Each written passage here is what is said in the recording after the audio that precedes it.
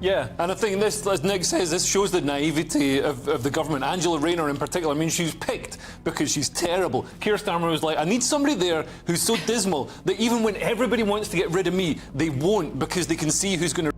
Angela Rayner likes to make herself look stupid, and today we will discuss what she managed to do that made the public shocked.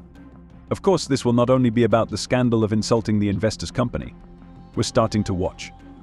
This is a real blow and embarrassment to the government ahead of their flagship summit at a time when they should be doing everything they can to help the economy, attract international investors here, to be bad-mouthing a firm that's based here, that's seeking to invest and expand. And on the back of the anti-business, pro-trade union legislation we've seen this week, it's a real... DP World has suspended investments of £1 billion after ministers criticised the practices of its subsidiary PO Ferries. This was the main blow to the government before the investment summit. Angela Rayner and Louise Hay completely disrupted the preparations for the summit. DP World, a Dubai-based company, is reviewing planned investments that were supposed to be the main item on the summit agenda. The chairman of DP World, Sultan Ahmed bin Sulayem, refused from the planned participation in the summit. In 2022, the British company PO Ferries laid off 800 employees, which caused a negative reaction from politicians and trade unions, who criticised plans to hire cheaper temporary workers. PO Ferries said at the time that it had to make rapid and significant changes because otherwise the business would not be sustainable.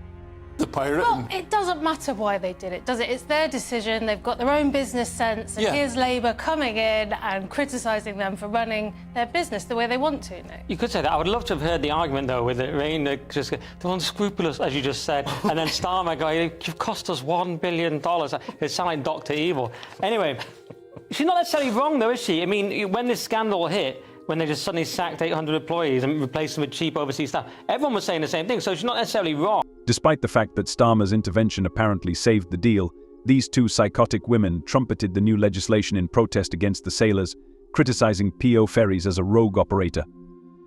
Of course, this does not correspond to the government's point of view in any way. Officials are said to have been calling phones for hours to repair the damage and reconfirm the announcement. There was a lot of interaction overnight.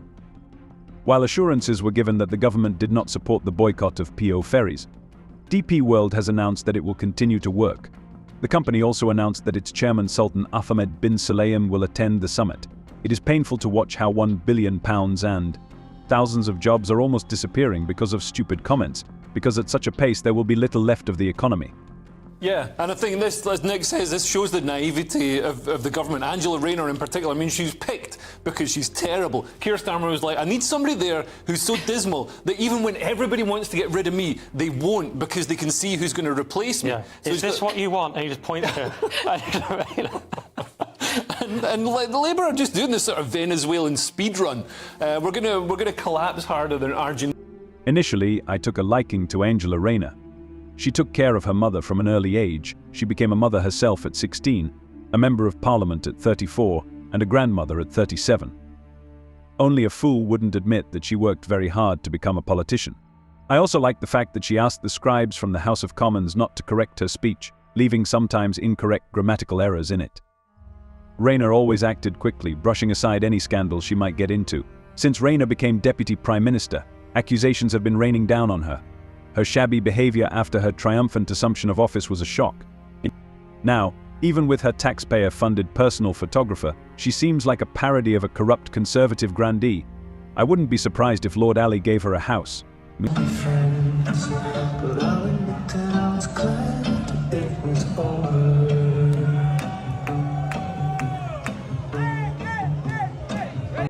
By the way, this nightclub in Ibiza, where Angela Rayner danced in the video, has been criticized in the past for the intolerant behavior of bartenders and bouncers.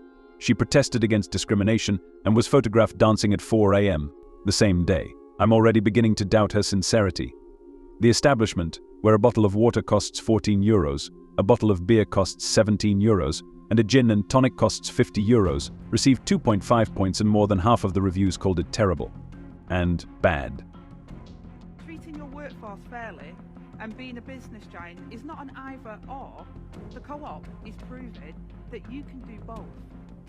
Now we want to take that model of decent, secure work, right across our country.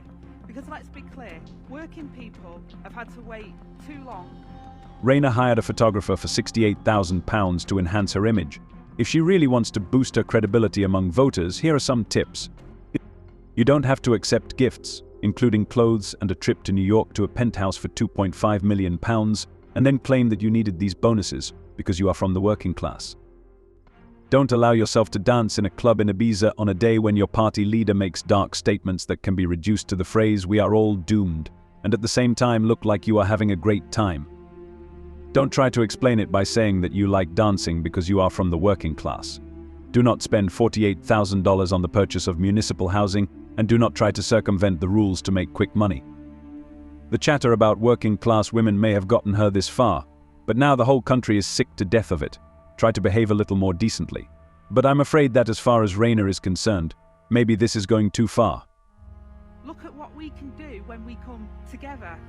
The biggest expansion of workers' rights in a generation, a genuine living wage, more power and control for local communities, the renters' rights bill stopping no-fault evictions, buses back in public hands, and the railways on track to public ownership. Great British Energy launched and new homes across the country. Friends, that's what we fought so hard for.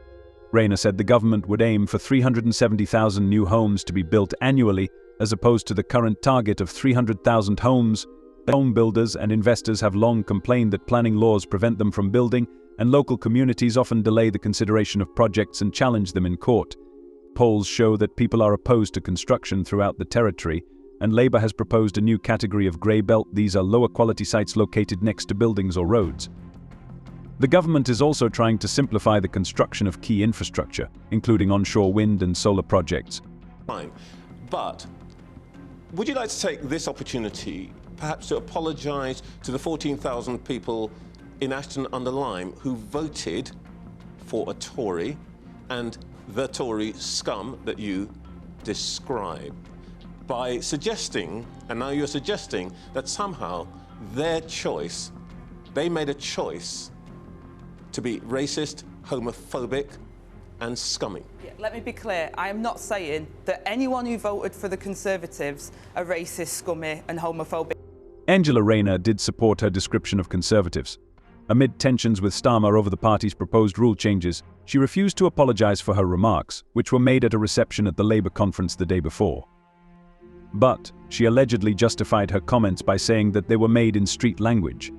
The coach said she would only apologise if Boris Johnson apologised for his past comments. What do you think about this video? Write your opinion in the comments. See you later.